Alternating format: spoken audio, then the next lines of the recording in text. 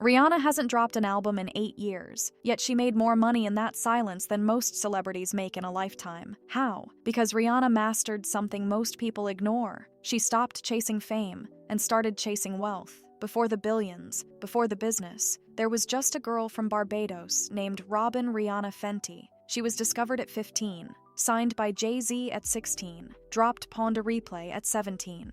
By her early 20s, she had 7 albums, 9 Grammys, and millions of fans worldwide. She was a global superstar, but surprisingly, not super rich. Despite her fame, Rihanna's early financial picture wasn't as glamorous as it seemed. Her contracts with record labels meant a big chunk of her music money went to others. Agents, managers, producers. Even her own accountant reportedly mishandled millions in 2009. Leaving her nearly broke at one point.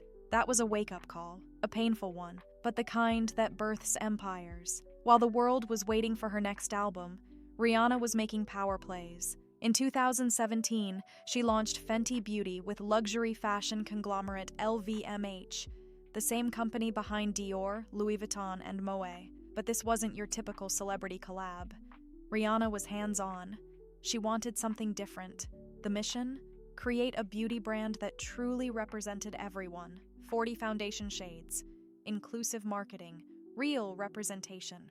She filled a gap the beauty industry had ignored, and the world responded. In just 1 year, Fenty Beauty made $550 million. Today, it's worth over $2.8 billion, and Rihanna owns 50% of it. That move alone added hundreds of millions to her net worth, and it was just the beginning. Rihanna didn't stop at makeup. She expanded into Savage X Fenty, a lingerie brand focused on body positivity and bold self-expression. And again, she didn't just lend her face to the brand. She built it. Savage X Fenty grew rapidly, valued at $3 billion within just a few years. Rihanna owns about 30%.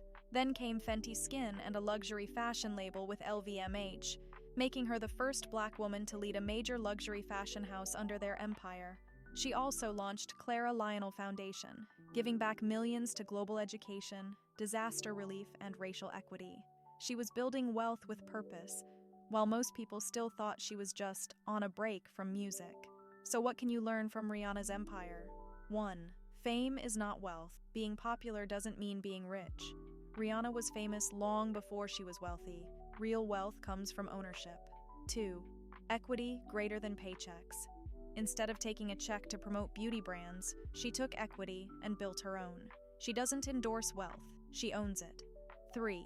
Solve a real problem. She didn't just make beauty products, she made inclusive beauty normal. Solve a pain point and the world will pay attention. 4. Build in silence. While people were online asking, "Where's the album?" Rihanna was building brands that made her money while she slept.